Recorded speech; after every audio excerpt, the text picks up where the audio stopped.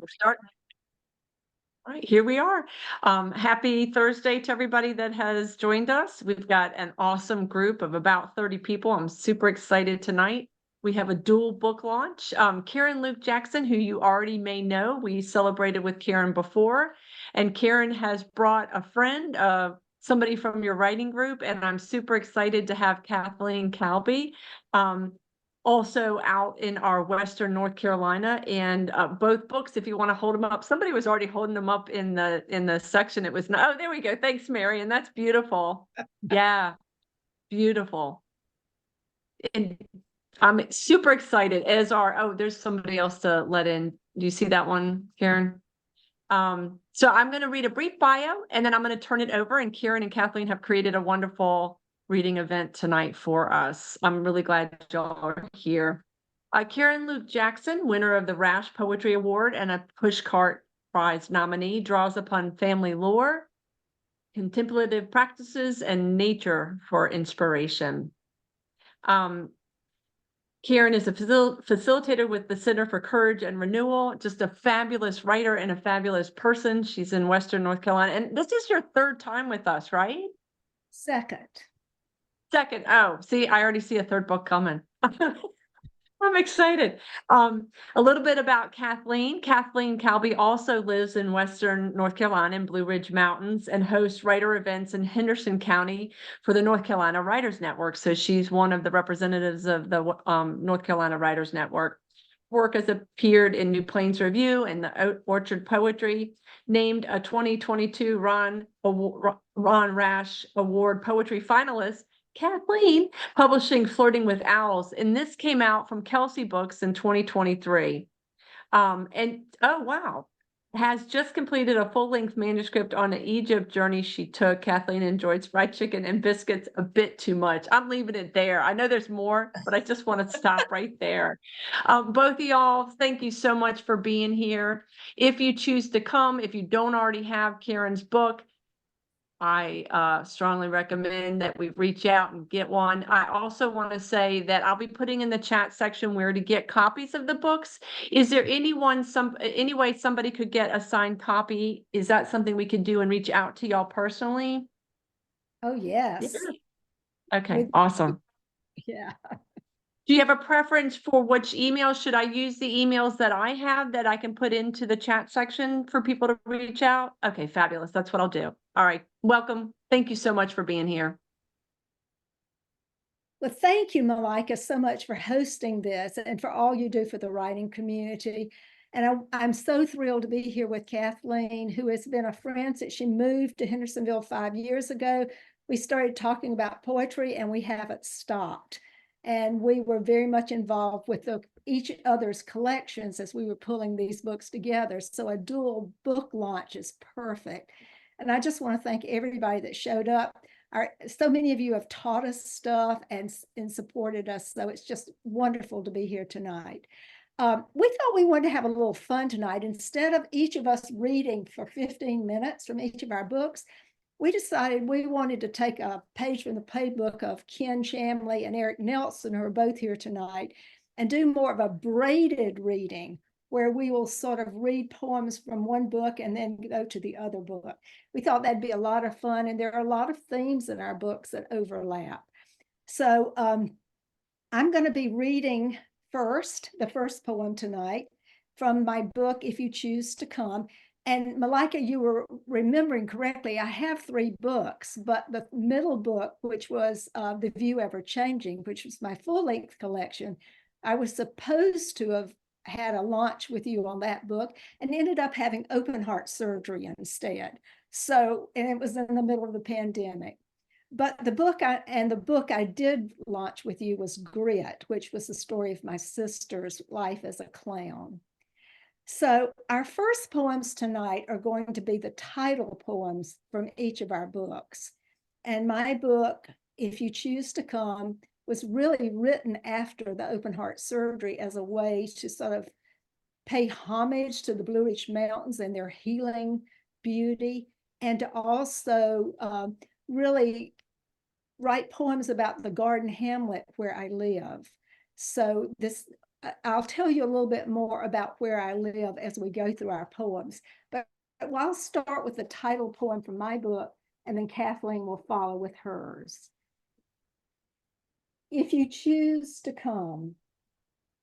If you choose to come, I'll give you a meadow where daffodils beckon year round and lakes shimmer multiple suns.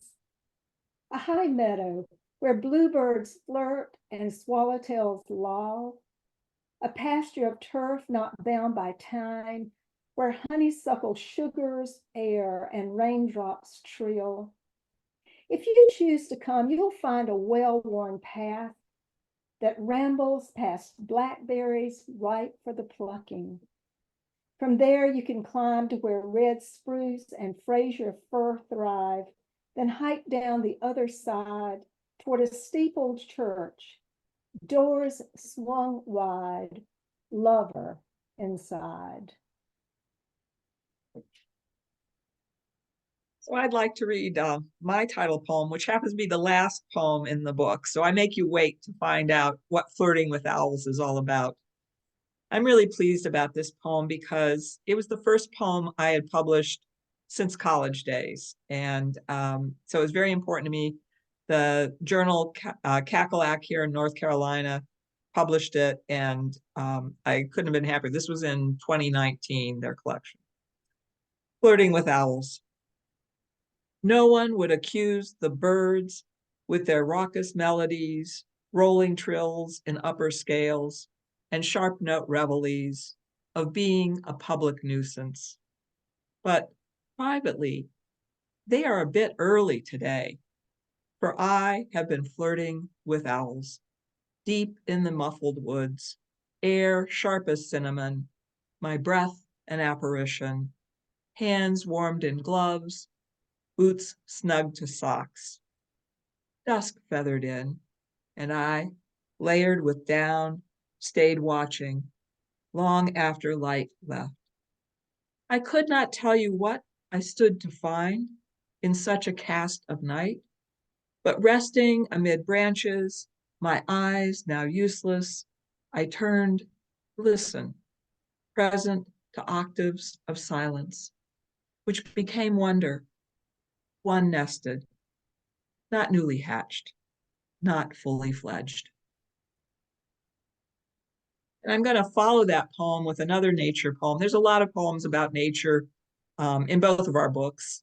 And, we live in a beautiful part of the country.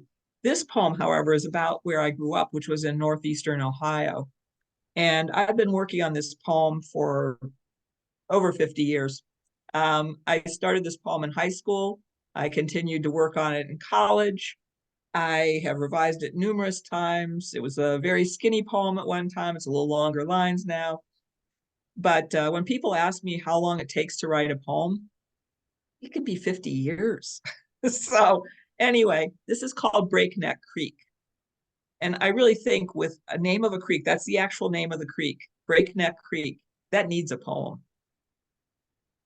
One can mourn what still runs, my childhood and that creek. Its shallow murk and muck, the stink of skunk cabbage in spring, water lilies that opened like moon faces, dull brackish roots exposed as heat dried the bed's width by half. Plump bees piloting to hives, a squirrel's rustle, a fern as it began its arch and scroll. All this industry did not disturb me, content under a beech to muse, elbow propped on moss littered in stray copper leaves. Sometimes I brought a pen and a pocket notebook, but often just my thoughts, or a sandwich on homemade bread and a mason jar of milk. But somewhere, a catch. I did not know it then.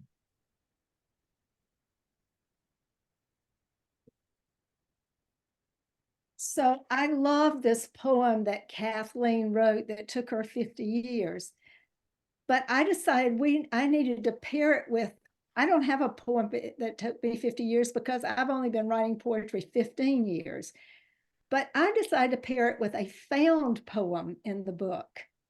And one of the reasons is after the open heart surgery, when I was healing, Kathleen would come out and take walks with me. And I was stuck. I couldn't write poems. And she kept saying, well, what about all the things that you hear out here? Because I live on a goat pasture. There are 28 cottages out here. Half of the cottages are residents and other halves are vacation rentals. And there are people always visiting this area. There's a lake below me and there's a retreat center. So it's a really unique area. And people just come out here and fall in love with it. And so I started just recording all the things I'd heard people saying and ended up with a found poem, which I'm going to read at pairing with her 50-year poem. And I'll have to say, since Eric's here tonight, I've got to give him credit for the title. We know we always write poems and then people help us come up with better titles. So the title of this poem is Some I Was Told, Some I Wasn't Meant to Hear. The silent retreat out here starts at 5. I can talk till then. We didn't know this place existed. It's like a slice of heaven. Did you hear all that racket last night down at the Sacred Grove? 10 years ago, we were married by the lake. A miracle we're still hitched. A dowser found a vortex under the cottage I was looking at buying. I paid extra for it. 6 chickens bloodied, maybe weasels or a stray coyote. Got too close to the beehives. Now I know why the sign says, do not disturb. Poison ivy all over the place. Vines so big Tarzan could swing on them. Water in the lakes out of its banks. Pray the dam will hold. You live here? For real? A goat escaped from the pasture. Now he's standing by the fence, waiting to get back in. So I had a lot of fun with that poem. And those really were things that were said to me out here. And so the other poem I'm going to read now is a poem about a mascot out here at Highland Lake. We had a white peacock who people just fell in love with that roamed the property. And when the peacock died, it was a very sad day for the community. And so this is a sort of an elegy or a tribute to that magnificent creature. The peacock at Highland Lake.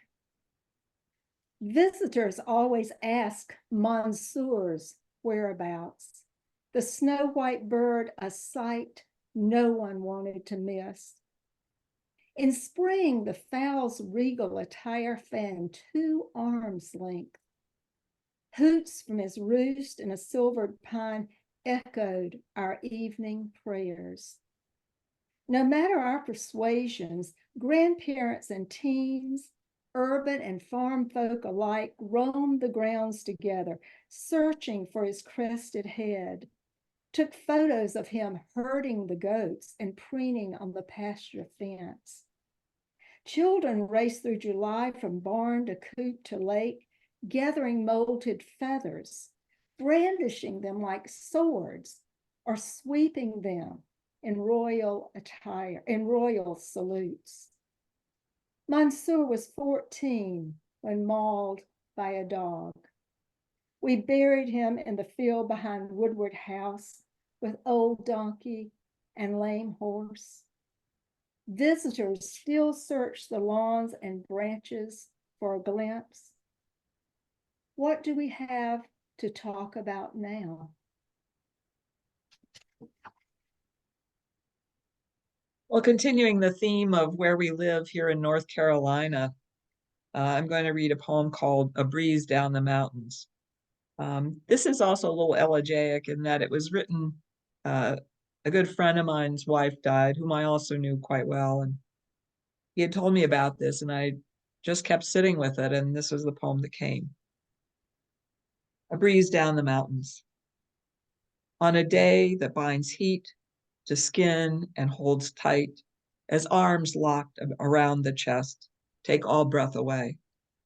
Someone offers a kind word, thanks you for a small grace you did not know you gave, or opens a door, a simple door, a real door, a common gesture, but more than enough on a day when grief suffocates and scalds the air, as it has for months. And just then, a breeze moves down the mountains, lets peace take its place. The next poem I'm going to read is called Cider Press. And as I mentioned, I grew up in Northeast Ohio and eventually went back there and lived there for a number of years. And both Western North Carolina and Northeastern Ohio share a love of orchards and apples. And each is claimed to be the apple capital of America. I'm sure Washington State has a few places they would nominate as well.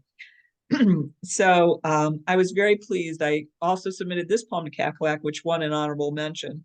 And I was pleased that it could apply to either North Carolina or Northeast Ohio. Cider Press. We would gather the overripe empires marooned in orchards, hear their plop as we tossed them in buckets that once held 5 gallons of paint. Now we harvested the end of summer. Yellow jackets buzzed about us, sometimes swarming the apples we wanted. We would kick and scatter them, warning the kids away as we picked our gelt. But the small ones would return, running in circles, fly around us, hum and buzz, shriek and squeal. Sun heating our necks at the collar trace, the honeyed smell of fruit rot rising from the ground. Underfoot, so slick, once I slipped. Someone grabbed my arm, and we laughed as he pulled me back from the mush.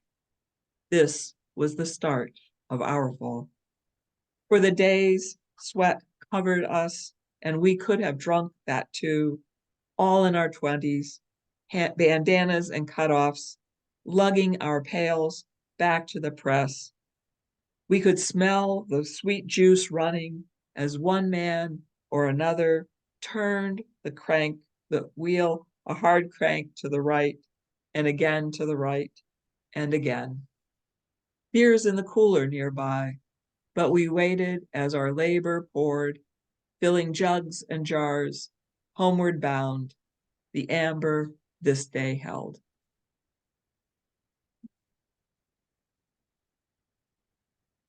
So I too have a poem about the end of summer, but it's very different from Kathleen's.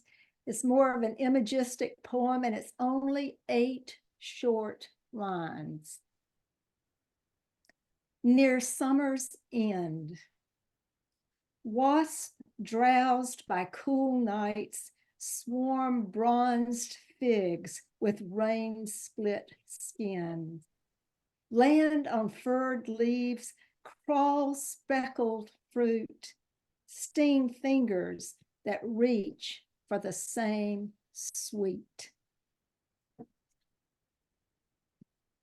Well, we weren't quite ready to give up the fruit imagery, so I've got a last one for you, which is more towards the end of summer.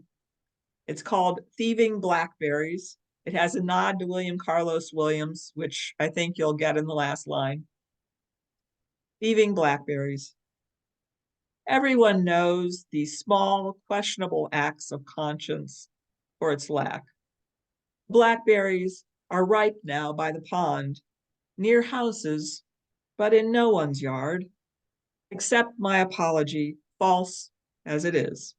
I took 1 or 2 handfuls and then another of these bursting indigo beads that birds were also scavenging, as were bees.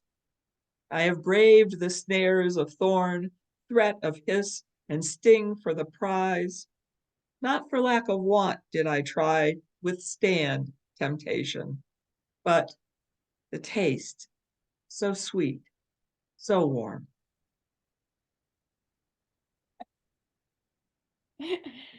So we're staying with the theme of sort of the end of summer, early autumn, and also the idea that we have birds all through both of our books. We have owls, we have peacocks. Well, this is a poem about autumn with bluebirds, and it was sort of written or inspired by a walk I had at the park, which is right by where I live at the Garden Hamlet. And it's called Autumn Revelry at King Creek. Blue flashes among weeping willows as birds swoop from branch to stream, ripple feathers, splash shallows like children at bath time play. I claim a bench and watch them dip and land, then wing to overhangs. Their iridescent plumes and blushing breast rainbow the water's sheen. Freed from duties of spring, strolling nest, bomb diving squirrels and racketing snakes, these aerialists now welcome juveniles and fellow mates to join the party. My gaze fixes on one, then another, as they flutter toward the ground, hover mid-air, nab spiders, snare crickets. Well, Karen and I both like to just sit and observe things, and we aren't done with animals yet, as you'll see in this next poem. It actually, you'll notice the first line is from a psalm, and that psalm had been going through my head, and this is what came out. Consider the mountains. Like the sparrow and the lilies, they neither toil nor weep.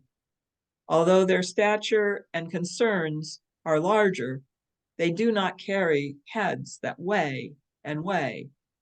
They free themselves of such mantles as leaky roofs, mouths to feed, work to end. Trees grow heavy with cones on their sides. Laurel bloom and cause no sorrow when they brown and drop. Ginger fox and lumbering bear home in their dens. The granite and greenness do not hoard nor envy. They live with the air being clean or not, water as is, sides hewn or shaded. They move slowly, rest a lot. So we're going to be winding up with our final poems. And before I do that, I really want to do a shout out. First to my son, Jonathan, who is here, who was responsible for the gorgeous photograph that is on the front cover of the book. Thank you, Jonathan. And then to Ken Chamley and Eric Nelson and Marion Boyer and Kathleen Calby, without whose help this book, my book, if you choose to come, would have never been published. So thank you all. So for our final poems, we just decided we have poems about snakes. So we're going to end with the poems about snakes tonight. And mine is called Shedding Lies. In the shed's musty corners, among bags of manure, mulch, and potting soil, snakes bed. The one this morning, its body fist thick and yardstick long, did not glide away or even twitch, blind and milky until the time it will rub snout against bark or rock, split outer scales and slough eyebrills, muscling skin inside out like a discarded sock. Did Eve serpent have rattles, dead sheaths that cling to tails, each clacker marking another molt? Did she not heed a hiss, a buzz? Or maybe that soundless viper, its scales recently oiled, shone iridescent green? Warned or not, Eve bit, and with that taste, shed Eden. Oh, it's such a privilege to be here and wonderful to be reading with Karen. I have a couple shout outs as well. First to Greg Lobus, who read a very early version of this and helped quite a bit with it. And then Ken Chamley, who's also in our poetry writing group, Eric Nelson, who definitely helped finish it up, Marianne Boyer, who had a lot to do with it as well, and Karen, who has often been my first reader. I'd also like to send a shout out to Mary Brett, who's a grade school friend of mine, and Lisa Feldberg, who's watched this career, or whatever you want to call it, since college days. So thank you all. And for everybody else in the audience, it's just a pleasure to read. This poem is called The Shape of Kindness. Before I left, I took the snakeskin from the desk to the woods, the one found on our welcome mat when we had seen none live or coiled in the yard, the one I kept so I could handle its skin. I placed it near that bald boulder, near the wild rose, near the beech tree where robins rest, down the slope from our once bedroom window. That day and next, I walked the land, stroked the bark of trees, whispered words to the creek, reluctant to say goodbye to you and there, both good to me. I couldn't confine that skin to a shelf, have others regard it as dead. It had breathed life into me, afraid as I was of its brothers. It left only what I could touch. Thank you very much. Oh, thank you both so much. Fabulous. I'm so glad, Karen, you decided to have both of y'all read together. And I love the format that you created and the dialogue that went between the poems. But I also have to say, I really treasure the friendship that was obvious. I really love that. And you all both talked a lot about the writers group. And it was a gorgeous reading. I kind of want to talk about the community that y'all have in Western North Carolina and how that informed your work or fine-tuned it. So any response to that, I would love to hear. Well, we did meet 6 weeks after I moved here in 2018. And as Karen said, the conversation hasn't stopped since. So I think somebody was watching out that we would meet so early upon my arrival here. Yes, I've always said I don't write poetry in isolation. It's a community. And I also need to name Susan Blair, who is here from Washington State, because she also did a final reading of the book for me. So the community is both in Western North Carolina, but because of the pandemic and Zoom, I mean, Marion and Barbara are from Ohio. I mean, it's just amazing how supportive poets are of one another. And I'm very grateful to be not only in my local community, but in this larger community of people who are just cheering for each other.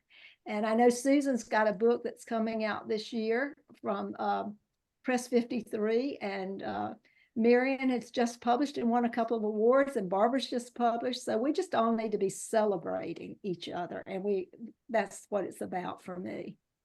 Yeah, I'd like to add one thing too. Perfect. I have two members from my poetry apprenticeship program that was held by the Loft in Minneapolis this year. Chris Gifford and Ann Long are both here tonight, and that's a real privilege too. So I'm with Karen. This whole Zoom thing has expanded our reach of who we meet and how we work together. Very true. I mean, I would definitely say our Thursdays have been blessed by being able to gather with people from all over. And I like that y'all both brought up people that have something coming up. And just a reminder, if you would put in the chat section anything you'd like to celebrate. I mean, we are a weekly community that's been meeting since March of 2020, which is pretty amazing if you think about it. So we would love to celebrate with you new books. And if you haven't thought about it, we'd be glad to host a book launch for you. I did want, because Karen, your cover's amazing. And I know your son, Jonathan, did that. Kathleen, do you want to talk about Flirting with Owls, where the cover came from? Well, Eric Nelson, I'll credit him with, I said, I want a really dynamic picture of owls, and I don't necessarily want somebody picking it for me. he said, well, just go in the public domain and put down paintings of owls. So I did that, and Etsy came up with some images. And the woman, so I found this image on Etsy, and I asked the woman what she would charge me for its use. And she said, a copy of a book. How generous. Oh, I love that. It's a beautiful color cover. I love it. And Marion was kind enough to hold it up if you haven't already seen it. But that's Flirting with Owls. And I love that story. It's ridiculous. Does anybody have any questions for Karen or Kathleen or comments? I know there's a lot of comments that have been put in the chat section. But just unmute and feel free to jump in. Well, I would like to say that I really enjoyed your reading, both of you, Karen and Kathleen. I know Karen, have known Karen for a little while, but Kathleen, you're new to me, and all of you. I really enjoyed the way that you braided your poems, and I enjoyed the poems themselves, and you're both such beautiful women. It was a true pleasure. But I do have one bone of contention, and that is that we here in Washington say that Washington is the apple capital of the world. And sometimes I say apple capital. So there. Capital. It's awesome. I actually have a cousin who has apple farm on Whidbey Island. So Susan, I would second that. She would say that. Any other bones of contention? And Karen, don't you live near the Sandberg home over in Flat Rock? Yes, just about 3 minutes away, 5 minutes away. So maybe a little of that rubs off. I hope It so. might. I enjoyed this very much, and I agree. It was just really well put together with both of you reading. Yep, no, lovely.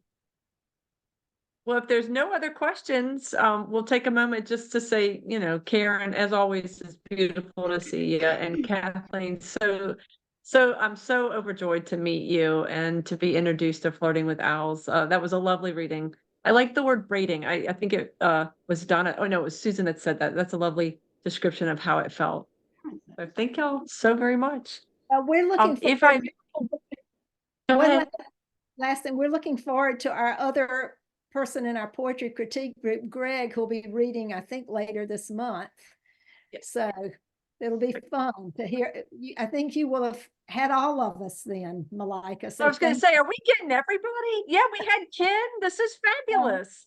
And so Greg, it's just a few weeks from now. So yeah, y'all keep working that poetry magic you got going on, and then we'll celebrate all of y'all. Maybe you should have a whole writers group wide reading. That could work. Someone said, here's a shout out to Breakneck Creek that feeds the Cuyahoga just east of Kent, Ohio. We used to cross it on the bike and hike trail that uses an old railroad bridge on the way to Beckwith Orchard. Yeah, the stories were fabulous too. And that creek definitely needed its own poem. If I have missed you in the in my list of open mic, please just let me know. We'll just go one by one. If you want me to pause for any reason, just, send me a message and I'll be mindful and pause the recording. You don't have to give a reason, but we'll be glad to do that. Regina, I have you first on the list for open mic.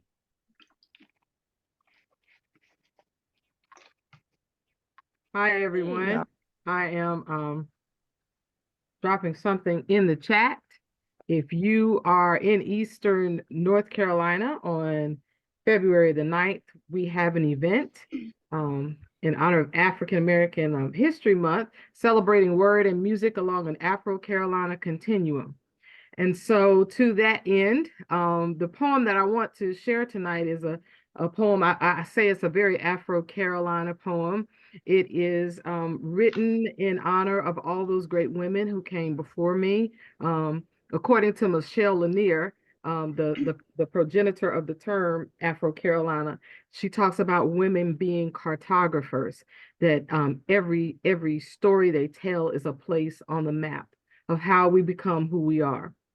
The title of this poem was in Cackalack.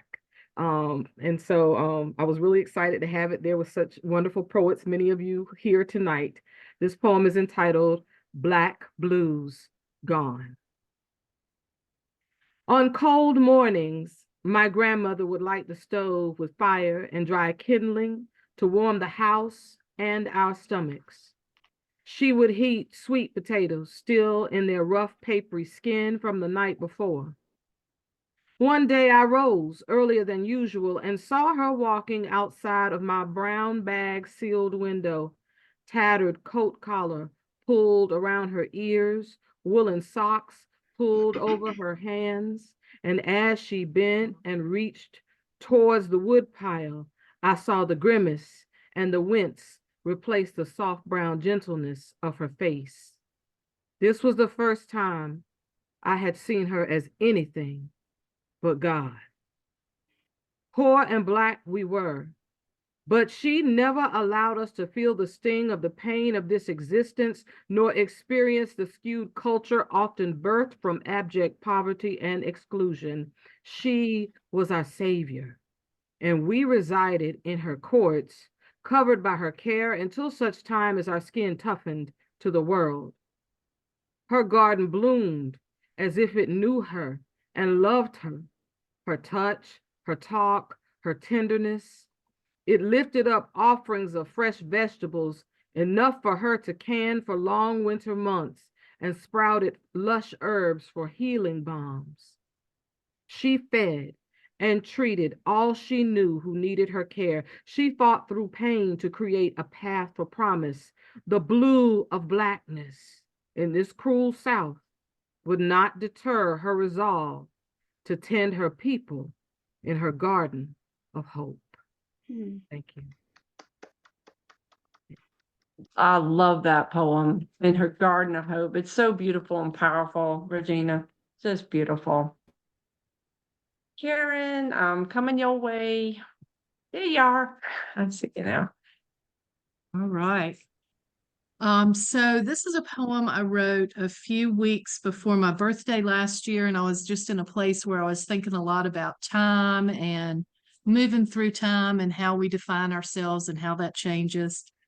This is what, and sister here is in quotation marks. So this is what a sister told me. Time is illusion we conjure in order to understand and control our lives. This is what a sister told me. She might be a witch. Time and sister may be in cahoots, a phrase I've often used, seldom swallowed, sometimes loved. Where, pray tell, is cahoots anyway? The sister is telling anyone who will listen about illusion. I know my sentences are not well constructed. I might have always been a witch. As well, I admitted as much yesterday at tea with the neighbor ladies. Technically, I am a neighbor lady too, but I don't feel grown up enough yet to qualify. Your dahlias are blooming orange in a copper pot, and your hands are butterflies saying no to everything else or else. Considering time as linear has us trying to beat our way to its finish line. Past, present, and future exist somewhere in this now. We can expand time with choices we make, but I need an abbreviated dictionary in order to define the etymology, decipher without speaking its language. 61 may be easier than 60, but there is that hyphen to deal with. I'm doing 60 for a while. Karen, I love you. Oh, it's fabulous. You too. Oh, no, that was just so much fun. And your hands are butterflies saying no to everything else. I mean, there was just so much in there. I hope everybody's checking the chat section because, we're going on fire over there as we do during our open mic. Cal, I have you written down next. All right. Thank you. Thank you. This is called Jack Kerouac in the 21st Century. The father of the hippies is old now and he feels it. Hasn't had a drink since he sold his old typewriter at an antique shop for 2 bottles of cheap Muscatel. It was 1968, October 21st. That night in St. Pete, he passed out, woke up in the vineyard, the San Joaquin Valley. married sweet Terry and helped raise her Mexican son. Hasn't written a word since joining AA.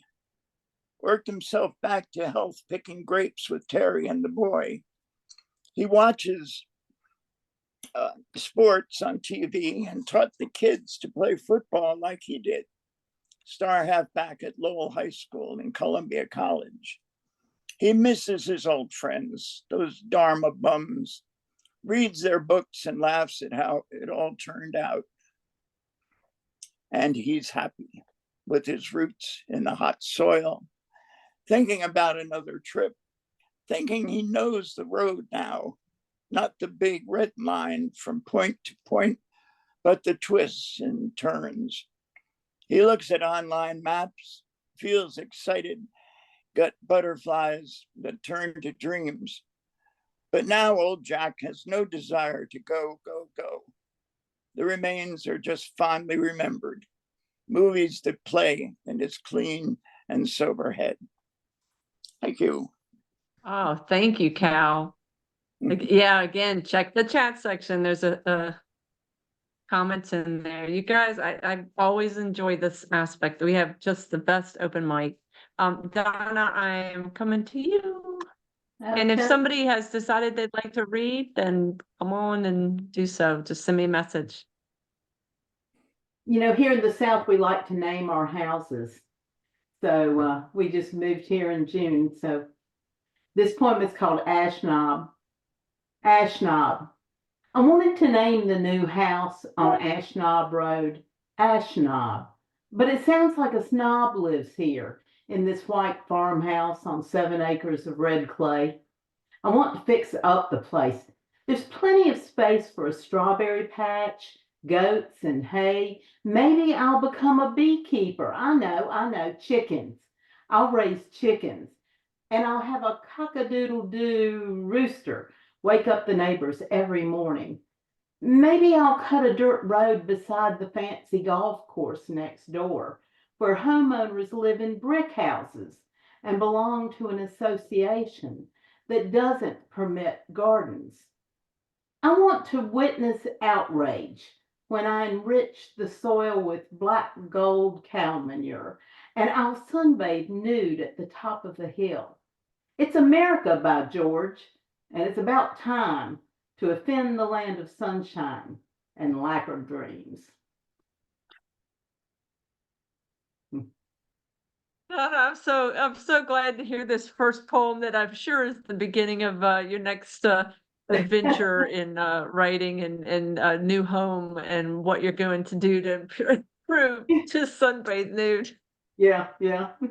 I love it. They're real good. All right. That's awesome. And I encourage the chickens and if you need me to, bring some of my critters your way, I'll be glad to. Yeah, I might. I have Judy. I'll call it the starter pack, Crazy Neighbor starter pack. I can help you. Oh, there we go. Thank you, Judy. I'm coming your way. Oh, okay. Thank you. This poem, which is a little bit long, it's about 1.5 pages that I'd like to read, is due out, I think it's on February 19th in the journal One Art. And the editor of that journal does something that's very nice for writers. He doesn't mind if you read your poem in a Zoom reading before it comes out. He doesn't prevent that, and I really appreciate that because I'd like to share this. So thanks to Mark Donosky. It's a nice journal if you haven't become acquainted with it yet. Okay. I am unmuted, right? I hope so. This is called Mind to Fullness. With every fragment of my one precious dwindling life, I am trying to focus on these strawberries I bought for breakfast as I wash them. Enormous berries that look as if they've been given hormones like steers and heifers. And a little too crisp on my knife, I notice, as I quarter them into a bowl. Unlike the minuscule and profoundly sweet wild ones I would like to find in a hilltop patch in some idyllic future, berries that would stain my hands as I stuff them 3 after 2 in my mouth, whose juices would dribble down my chin. I drag my attention kicking back to the present, marvel at the multitude of strawberry seeds on each piece, tiny, slightly quizzical eyebrows all over the red flesh, which lead me away to nature's contingency plans, her overcompensation for bad odds. The leathery pomegranate pouch packed with hundreds of arrows bejeweled in glistening, delicious ruby pulp. Frogs that produce 1,000-egg clouds. Fish that release millions at one go. And oh, the 100 little turtle hatchlings I watched on a video last week. Cheered by onlookers, they clambered out of the nest, then flippered laboriously over mountains and valleys of sand to the sea, where maybe 1 in 1,000 on a good day, or 1 in 10,000 on a bad, won't be scooped up by a barracuda or plucked by a gull. I'm trying to tug my eyes back to the cheerful strawberries in their white bowl, trying to haul myself with gratitude back to the warmth of my kitchen, back to my right arm, almost healed from a fracture months ago, actually lifting the bowl, back to your brightening eyes as I set the berries on our breakfast table next to the buttered toast.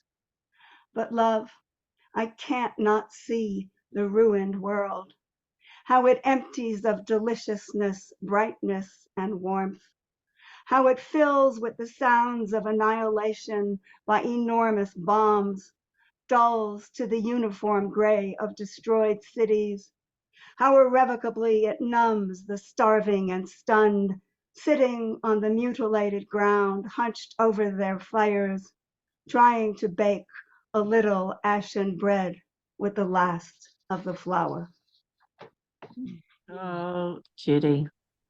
That was amazing. And I think all of us hit that. I can't not see the ruined world and just, if you haven't watched when Judy was celebrating with a redheaded stepchild, I would suggest to go find that video. And I'm always thrilled when Judy is here and reads for open mic because of the poem you just saw. It's a powerhouse. Thank you, Judy. Thank you. Important work. I have Greg next, and Greg will be celebrating with us in a few weeks. And you think I would have the date memorized, but I do not. I'm terrible about that. And Greg, if you, there you are. I'm going to spotlight you. It takes me a minute sometimes to find somebody. I'm really excited to have you read with us. Welcome. So I'm looking forward to it. It's February 22nd. Thank you. So this poem, we as poets watch things, right? We watch people. And this came about from some people watching. I was just intrigued by the folks that I'd seen. I was at the coast, and this is what came out. Old man and girl at East Whitecap Access, Nags Head, North Carolina. The old fisherman sits on a blue folding chair by the ebb tide surf. Late afternoon, wind, a little chilly, his bucket hat tilted down as he hunches over last year's tangled fishing line, dispassionate as a jeweler, a man accustomed to knots. The girl I take for his granddaughter, 11 perhaps. Like a sandpiper, all legs and knobby knees, she patters about with the same swift stilting in the wave-washed sands, adds a hop and a runway walk, then studies the impression she makes on the earth till the ocean swirls all away, inviting another flurry of footprints. And like the sandpiper, which arcs into flight with surprising speed, she stretches her long legs and sprints, reveling in the diamonds that flash from her feet. They are present only to themselves. The girl making friends with the margin of the sea, the old man looped in a labyrinth of monofilament line, the sandpiper needling the wash. I love that. Needling. Yeah, and they are present only to themselves. Greg, that was gorgeous. I know we're in for a treat. And when Donna said I'll reach out, I was like, yes, that's fabulous. So February 22nd, we'd love to see everybody here back again. Yep, the girl making friends with the margin of the sea. Like that. I have Laura as our final reader for open mic. And if I've missed anybody, please forgive me and yell out. And we will gladly have you added in for open mic. Hey, Laura. Hey, well, yeah, please yell out and read something. I really don't want to go last after all that amazing poetry, but here goes. This is called Morning Walk. The gnome nestled in the tree hollow and I regard each other with delight this morning. He of the frozen smile, shovel over his shoulder, eager for the day's toil. And in me, some strange trace of ancestral memory arises when I contemplate his person, a fairy tale past where such creatures were known and real. Long before my forebears fled westward from Odessa to the land of promise, where fairy tales and magic go to die. Oh, thank you. It's a depressing one. I was not expecting that, Laura. Oh, wow. That's awesome. Some strange no. trace of ancestral memory. Wow. So we have two more people that added, and that's awesome. Chris, I have you, and then Shamala, and thank you, Laura. So Chris, I'll come your way. Okay, thank you. I just lost you. There we go. I got you. All right, thank you very much. Thank you for a lovely reading. This is a poem. I thought of this poem. Kathleen said she had a 50-year poem. This one is a 30-year poem. The first line and the last half line have never changed, but everything else has. And I took up a hobby of stone carving because I decided I wanted to put this on a headstone, on my headstone. Bury me with an acorn in my mouth, in winter's earth, soon lost in silent snow. Come spring, you'll see a pale green infant sprout, sapling child, then adolescent oak. The busy ground beneath maturing boughs gobbles my borrowed atoms, my dreams and bones forgotten, all my wayward threads rewound for other use, and all my nothings flown. No, forget the acorn. What I leave, I'll build. I'll chisel out the artifact of me, or crumble self alone. What I have willed is such a testament that you will see upon the dirt where my cadavers hid, these cracked and scribbled stones, or a pyramid. Oh, fabulous. Thank you so much. I'm really glad you, got in and read, and I love my wayward threads. Make sure everybody that you're checking the chat section because there's a lot of activity there. Thank you, Chris. Shamala is our final reader. And where are you? I say something and I'll be able to find you. Hi, over here. You got me. I found you. Thank you. Sometimes I can't get to the spotlight. There, I've got you. I'm so glad to see you. Unfinished and cheerful or finished and not cheerful? I wasn't expecting to read last, so you pick. I think whichever one is in your hand or closest by. Okay, this one's in front Which of one me. do you see? They're both in front Yeah. of me, but the closer one was, this is the last stanza of a very long poem that I'm not going to read the whole thing of. Have you, the poem is Wines from World War II Malaya and my parents' stories all the way to the present and back again. So this is the end. Have you turned on the television lately or watched citizen journalists on TikTok or Instagram reporting what donor-owned media will not do? Sing the angel babies into heaven, bodies lost under rubble or wrapped in white shrouds, an early morning mist shrouded World War II soldiers too, landing on my homeland, after which my people, too, learned to bury our dead, sometimes in mass graves, nameless and without monument. And later, I and my kindergarten friends played in a field grown over such a grave, the grass sprinkled by touch-me-not flowers, Mimosa pudica, their centers red, a color deepest blood, their leaves folding at a finger's touch, hiding away from pain. As children today, those not yet dead, curl into themselves, trying to hide from incoming merciless bombs in a merciless world. Powerful, and I feel like that really dovetailed also with Judy's poems. And I think it's amazing how poetry can really hold space for all of it, that expression of grief, of compassion, of love, of horror. And I think that in our open mic, we just saw that whole range of the power of poetry. And I admire everybody that read today and am glad to be in community with you. Did I miss anybody? Because I can easily do that. And if I did, just say something now. Just shout out. Yeah, it's powerful and beautiful. Yes, poem.